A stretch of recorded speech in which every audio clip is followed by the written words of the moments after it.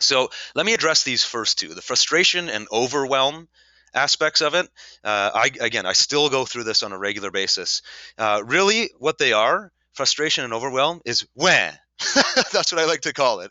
It's all of us in our weak moments. Um, you know, put it in perspective, okay?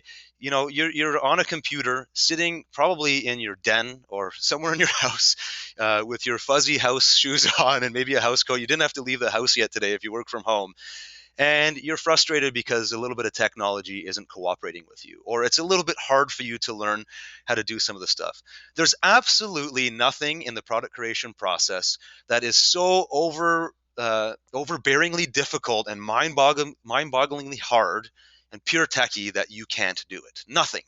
It may seem a bit difficult. It may take a bit of working, or second, third, fourth, fifth try, but nothing in there is all that hard. And compare it to, just go back 10 years, then 20, then 30, then 50, then 100, and look at what entrepreneurs used to have to endure back then. And then come back to reality and realize that you're being a huge wham.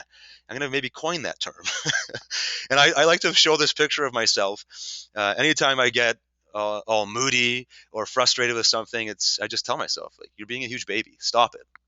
And what happens is, if I stay in that mode too long, if I allow the frustration or the overwhelm of all these steps that I've got to do to create a product, those emotions take me over. But then I have to remind myself that really all of those kind of emotions are really just liars.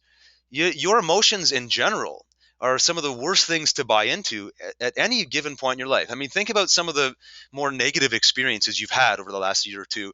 I know for me personally, things that I regret doing or things I regret saying to my spouse or whoever, are when I was in a bad state, when I was in a just a bad mood, or I was in a negative emotion, and it made me do things that weren't really how I felt. I didn't, if I said something rude to my wife, do I really feel like that about her? Absolutely not.